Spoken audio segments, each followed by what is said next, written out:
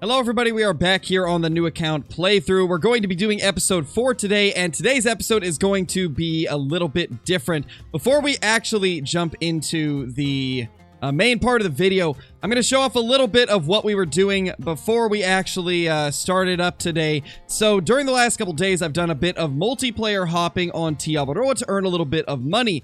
And this is kind of what we're going to be covering today. But before we actually cover anything about it and how to do it and what you will expect when you go into it, let's kind of show what we did while we were grinding up a little bit of cash in Tiabaroa multiplayer. So we managed to find quite a few red deer while we were doing this and take them down with the 6.5, and it's done very good on them. We were able to get quite a few down. We were able to earn quite a bit of money. We got a few level ups even, and because we got into a server where the host had a bunch of tents down, we were actually able to unlock a lot of the lookout towers and outposts that were in the area. So that's been pretty nice. It's gave us a good boost. And this is something that you can do yourself as well. You can go to random multiplayer servers and hope that you get on a server where somebody's got a bunch of tents down, and it can really help speed up the process of unlocking everything. Because there actually is a decent bit of people that will keep tents on top of lookout towers to help newer players out. So it's good to go to multiplayer and bounce around from server to server sometime and try to find ones that have a ton of tents so that you can unlock some of the places that you don't have unlocked. And in the process, you're bound to find a few trophies as well, because multiplayer hopping is a great way to find trophies as you're going to maps that you've never been to before, right? You're going to different people's servers, and who knows if they've searched the entire map. You could definitely end up finding some rares or diamonds while you're doing this type of stuff, earning money or unlocking the map, trying to find servers that have the tents, and it can be pretty beneficial in quite a few ways. So now that you guys have seen a little bit of an overview of some of the stuff that we did a couple days ago off camera, or not really off camera, but just passively without the commentary, let's get into the actual main focus of the video. So when you're doing multiplayer in the Hunter Call of the Wild, you don't actually have to own the map in order to join a server for it. So if you're curious if you want to buy a map, you can just go into multiplayer and test it out. There is one condition, however. Somebody in that session has to own the map. If the person that owns that map leaves and nobody else in the server owns the map, then it will tell you that you have like 15 minutes or 10 minutes or whatever it is to leave the server before it's going to close down. However, if somebody else joins the game that owns the map, then you'll still be able to play on it. So that's kind of the way that it works. As long as one person owns the map, anybody can join it. And early on, you can really use this to your advantage. Unfortunately, if you play on console, you will not be able to select like the perfect time to join in. And I believe Xbox doesn't even have a menu of all of the different servers to join. So if you're on Xbox, you will have to just click multiplayer for that map, and it'll put you in a random server. So it can be a little bit more difficult to pick the one that you want. But provided you have the list available to you on PC or even PlayStation, it will be easier to get into a server with red deer time. And that's what we're going to be hunting today, because red deer give insane money. And once you have the 270 or the 6.5, you can 100% hunt them efficiently. So what I'm going to do right here is we're just going to choose a server that is at the correct time for red deer. This one's getting towards the end of it, but it's still within red deer time, which is from 6:30 to 10:30. So let's go to this one. Now, if you're on PlayStation, the times don't actually show, and that server's full, so we're going to join a different one. So I talked about this a little bit already as we were going through it at the beginning of the video, but if you're on PlayStation, unfortunately, you will not be able to choose the time, so it's just a matter of joining each individual server until you find one that's going to be at the proper time. So definitely recommend doing that until you get to one that has red deer time. And just like that, we gained a level up. Now, you can also hunt fallow deer if you can't find any servers that are at red deer time. Fallow do give a good amount of money as well. Not as much as the red deer, but they still give quite a bit, and we're going to have to hunt them on this server because there was none up that were at red deer time. So we're going to go after some fallow, and that guy's probably going to be the first one that we go after. Another thing that you can kind of take advantage of in a multiplayer is rabbits tend to be very stupid. So if you want to get your shotgun score up, even though you don't have access to the bird shot yet, you can still shoot some rabbits with the buckshot and get a little bit of shotgun score, which will eventually unlock the bird shot, and that will make things a lot easier for waterfowl and also for other types of rabbits and stuff like that. So definitely recommend taking advantage of the shotgun whenever you can, as it's kind of difficult to level up, so anytime you get an opportunity to do so, take it, because you won't get a ton of them. Stuff like these rabbits is gonna be a complete godsend early on in your grind. And there we go. Another rabbit down. I'm just hoping I don't accidentally destroy a diamond one while I'm doing this, because that would be very unfortunate.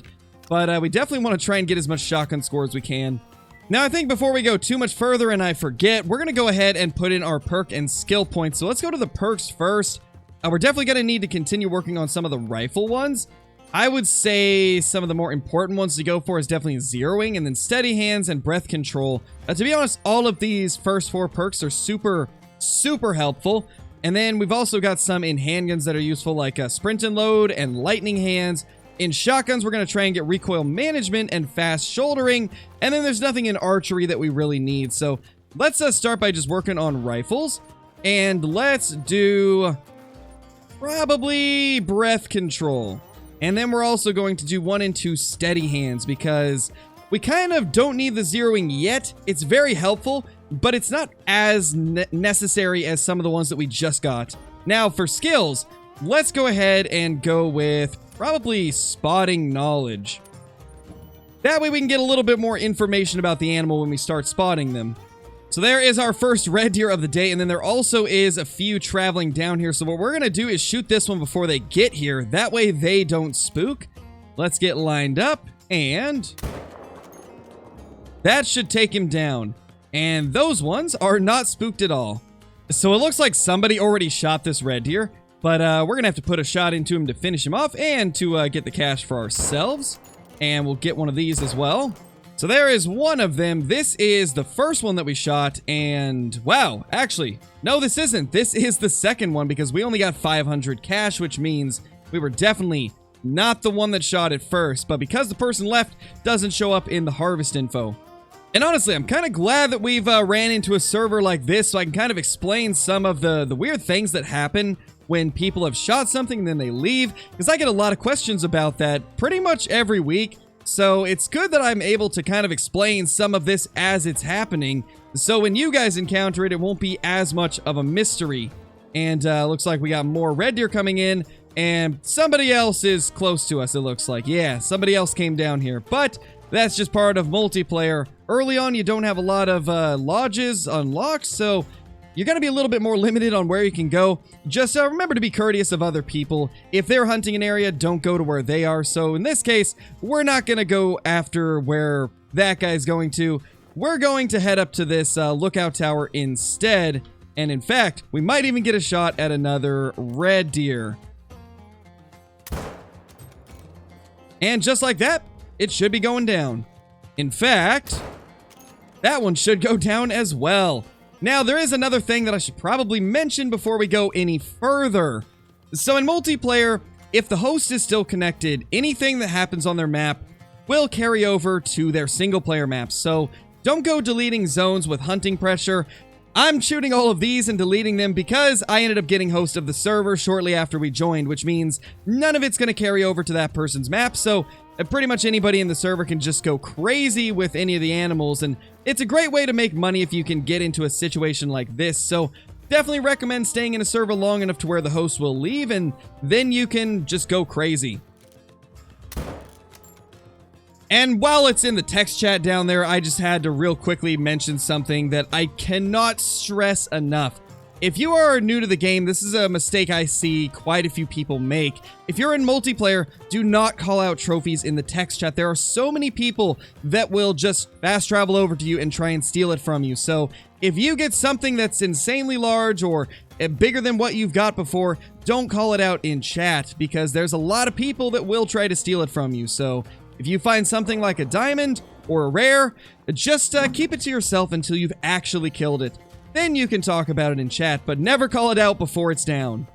So we have found some fallow deer, and you guys may notice that now that whenever we spot them, we can see the score estimate as well as their level and weight range. So this is going to be insanely helpful, and it will greatly increase our ability to determine whether or not a trophy is going to be a big one. So let's get that fallow deer down. It should die pretty quickly. So here is that little fallow deer that we shot. This guy is a pretty small 4, but it's still a level 4 nonetheless. 170.04, and that's about 1,167 cash and 237 XP, along with 50 weapon score. So this is great. This is why I've been telling everybody that Tia Awaroa is one of the best maps for money. Even some of the lower cash giving species on the map give a ton. 1,100 cash is definitely nothing to sneeze at early on, and since you consistently can get lots of fallow deer, it's great. Not to mention red deer give an absurd amount of money and are super plentiful, even more than the fallow deer, provided you are okay with the longer kill time. Just everything on this map is so good for money, and so good to hunt early on. And now we are where the money will truly start just flowing in. This lake is absolutely insane for red deer. As you guys can see, there is so many of them within just our view distance here alone. You will be able to make so much money at this lake in particular. This right here is the Lower Pukimero Lake. You can find it right at this part of the map, and the outpost for it is right here. So we're actually going to go unlock this after we kill a ton of these red deer, because this is so much money just waiting to be taken by us. So let's get into a spot where we can take them down without spooking the others, and we will start a blasting. So whenever you've got a lot of animals at one lake and you want to kill a ton of them, make sure you shoot at the closest group first, because they're the ones that are most likely to spook off. So let's go ahead and line up on this big guy, and then get this one as well.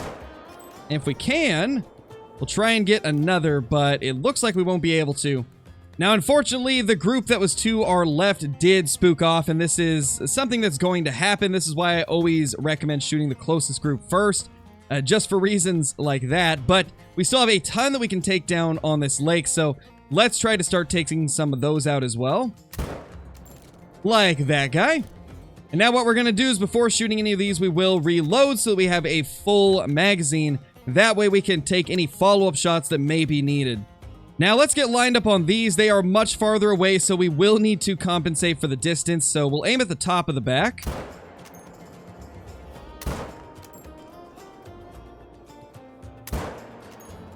And that should do really well right there. So you definitely want to compensate at these longer distances. You can see that this is about 200 for the first ones that we shot, but these ones over here are about 300, so aiming at the top of the back should do perfectly fine on red deer. And it looks like these have actually come back to their zone. They're no longer spooked, so let's get them as well.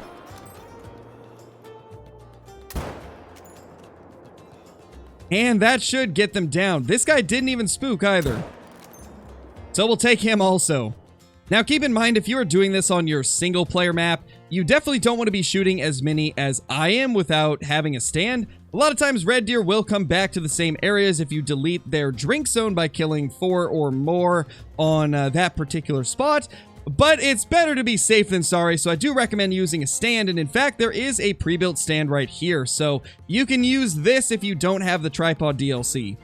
But since we're in multiplayer and the original host left, we're not affecting anybody's map, so we're just going to shoot as many as we can.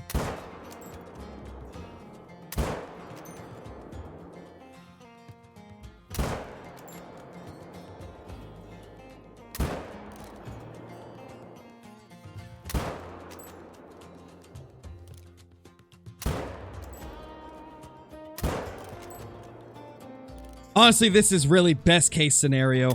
We are just getting so many of them to come back after we've shot at them that we're just racking up so much cash right now, provided we can claim them all. That is something I forgot to mention. Multiplayer has a lot of stability issues, unfortunately. Depending on who is running the server, you're going to get a very different experience. So there's going to be a lot of things that happen throughout the times that you play in multiplayer. You're going to have situations where you can't claim the animals. You're going to have situations where you disconnect from the server. You're going to have situations where animals teleport or disappear. It's just part of multiplayer, unfortunately, and your connection to the server is going to greatly affect how often you see that type of stuff. So try to get into servers that don't have super high ping. This one, for example, it was pretty good ping when I joined, and then I got host of it, so now I don't have to worry about that at all. But typically you want to look for servers that are under 200 ping. All right, so we're going to claim all of the red deer, and then we will see how much money we can get to. We're currently at 31,941 after picking up just one of them. So we're going to grab them all and see exactly how high of a level we can get to and how much money we can get. This right here is really why we're grinding the red deer for cash. You can see right here, 1,432 without even getting a full quick kill bonus for a mythical red deer. And the level 7s give about the same amount of money, so do the 6s, so you can make a ton so fast off of red deer, especially if you're seeing a lot of the larger ones. I believe this should be the final 2, and just like that, in a matter of maybe 20 minutes, and running around this lake, shooting a few, being super selective about which ones we shot first in relation to how far away they were, we made about 17 or 18,000, which is really good. Early on, that is super amazing money, and it happened pretty quickly. We also ended up getting a level up and 1 more skill point, so let's go ahead and put this in. I'm thinking about maybe doing something a little bit different with this one and going into level 2 of track knowledge. That way we can get a bit more info when we pick up the tracks. So we finally unlocked the 7mm, so we are going to go ahead and purchase that because that means we can officially take down Class 9 animals, which is going to be a massive improvement over what we could previously do. Let's go ahead and purchase this. It's really going to help us out a ton. So we're also going to buy a little bit of ammo. Let's go ahead and get the 7mm Magnum polymer tip bullets. We'll get probably around... let's go with 50 of those. Now, the one downside to using the 7mm is the fact that it is single shot, but it is insanely powerful. It will drop a lot of animals on the spot, and it's one of the earliest guns that you can get where you can actually take down Class 9 animals efficiently. Well, I wasn't going to do it, but I just ran up on these guys, and they refused to run away, so we're going to drop one real quick. And you can already see the difference between the 7mm and other guns. It just really is one of the best options you could possibly go with early on, especially if you don't have any of the DLC. The 6.5 that we've been using is roughly equivalent to having the 270 if you're not using any DLCs. So you can see the difference between the 270 and the 7mm just by watching how slow things were dying when I used the 6.5 and how quickly we just dropped this with a single lung shot. It is quite the improvement. We've got another one right here, so let's take it down.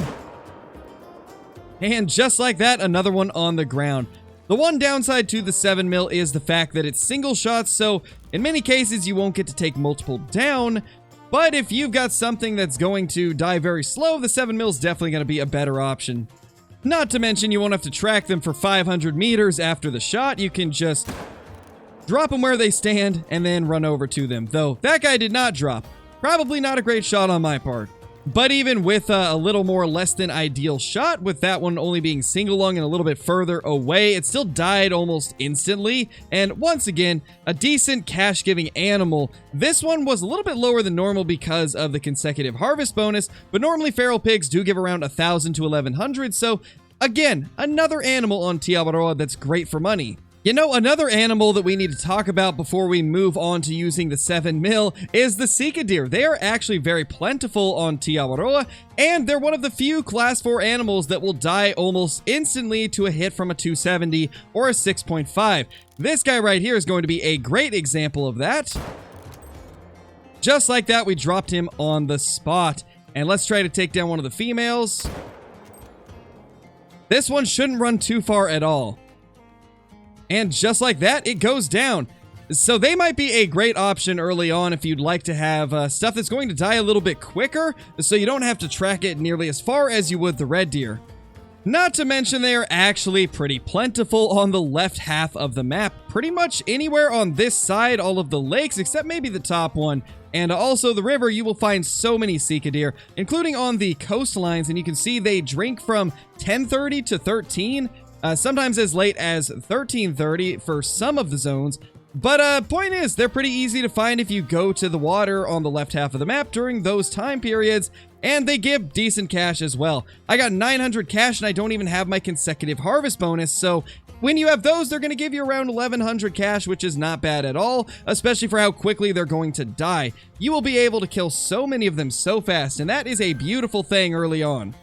And then if you really want to, you can also use the 7 mil on them, which is going to just absolutely obliterate each and every one of them. But it's still going to give you full score. This is a class 4 to 9 rifle. Well, I hope this video was helpful for all of you that may be new to the game and are looking for ways to make money a little bit quicker. Tiabaroa is an absolute gold mine with the amount of species that give over 1,000 cash, and the red deer being so plentiful and giving around 13 to 1,400 if you get the full harvest checks and everything. They can be a phenomenal way to earn a lot of money. Not to mention all the species on this map are really cool. They're very unique. There's a lot of cool rares and diamonds to be had, and you can even go for a great one red deer if you really want to. So this map overall is just fantastic. It's also very beautiful, and it is my #1 favorite map for all of the reasons that I just mentioned. So if you are looking to purchase a DLC map when you first get started and kind of know what you're doing, I definitely recommend going to Tiabaroa. It is one of the best maps in the game, in my opinion, and I hope that you guys enjoyed this video. If you did, be sure to subscribe to the channel. We're going to be doing this series clear till level 60, and talking about a ton of things throughout it, and going to a bunch of different maps, doing a bunch of different styles of hunts, and trying to get as many diamonds and rares as we can as well. So thank you all so much for watching. That's going to be it for this episode, but I hope to see you in the next, and I will see you all in the next one. Peace!